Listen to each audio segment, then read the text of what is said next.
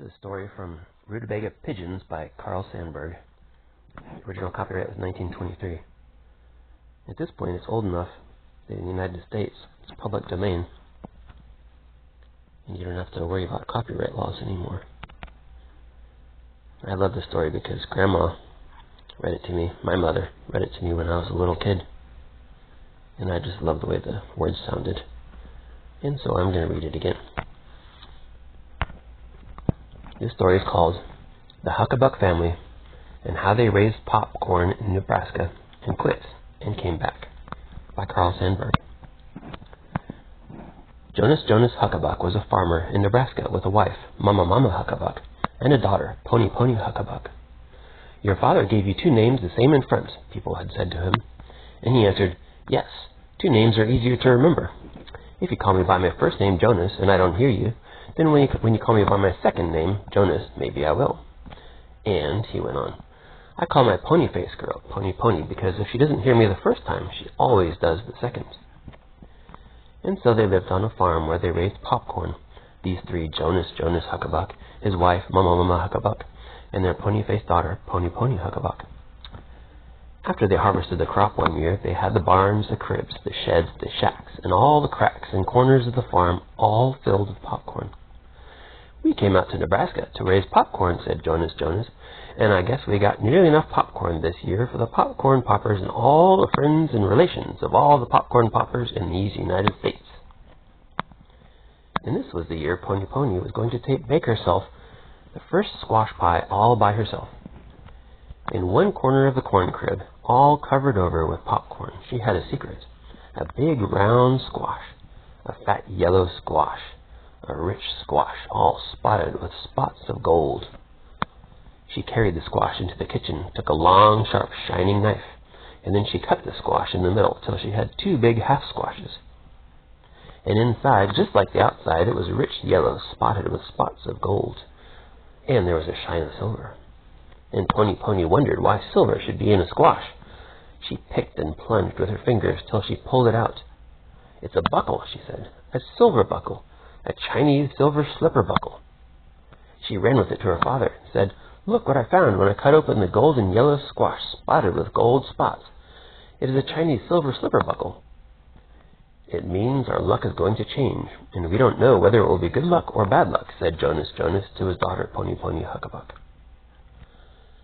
Then she ran with it to her mother and said, "Look what I found when I cut open the yellow squash spotted with spots of gold. It's a Chinese silver slipper buckle. It means our luck is going to change, and we don't know whether it will be good luck or bad luck," said Mama Huckabuck. And that night a fire started in the barns, cribs, sheds, shacks, cracks, and corners where the popcorn harvest was kept. All night long the popcorn popped. In the morning the ground all around the farmhouse and the barn was covered with white popcorn, so it looked like a heavy fall of snow. All the next day the fire kept on, and the popcorn popped till it was up to the shoulders of Pony when she tried to walk from the house to the barn. And that night in all the barns, cribs, sheds, shacks, cracks, and corners of the farm, the popcorn went on popping. In the morning, when Jonas Huckabuck looked out of the upstairs window, he saw the popcorn popping and coming higher and higher. It was nearly up to the window. Before evening and dark of that day, Jonas Huckabuck and his wife, Mama Huckabuck, and their daughter, Pony Huckabuck, all went away from the farm saying, "We came to Nebraska to raise popcorn, but this is too much. We will not come back until the wind blows away the popcorn. We will not come back till we get a sign and a signal." They went to Oskaloosa, Iowa, and the next year Pony Huckabuck was very proud because when she stood on the sidewalks in the street, she could see her father sitting high on the seat of a coal wagon, driving two big spanking horses hitched with shining brass harness in front of the coal wagon.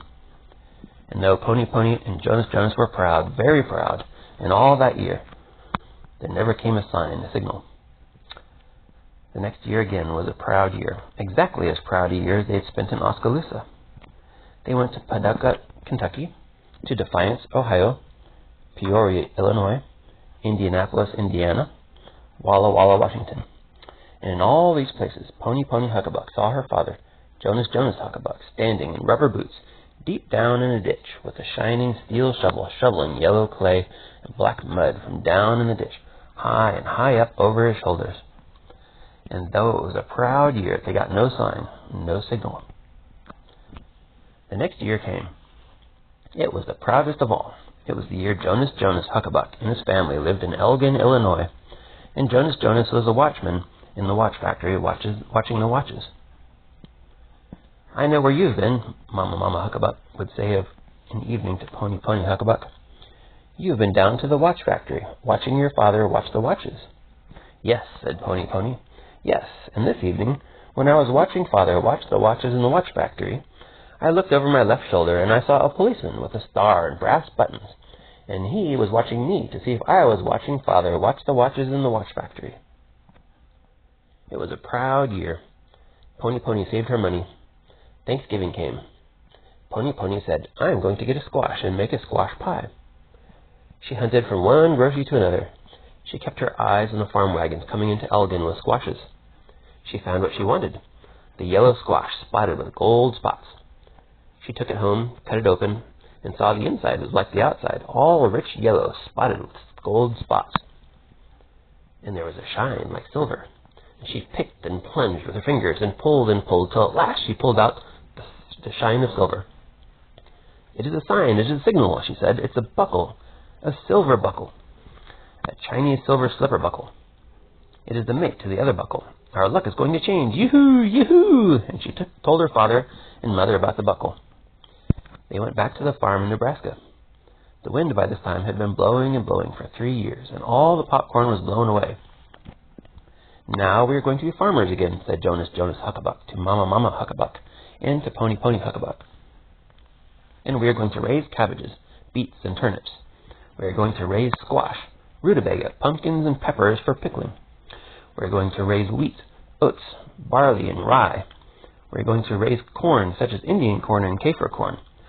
But we are not going to raise any popcorn for the popcorn poppers to be popping."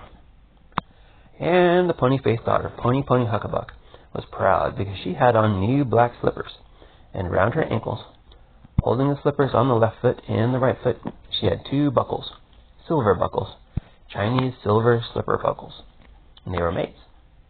And sometimes on Thanksgiving Day and Christmas and New Year's, she tells her friends to be careful when they open a squash. "Squashes make your luck change good to bad and bad to good," says Pony.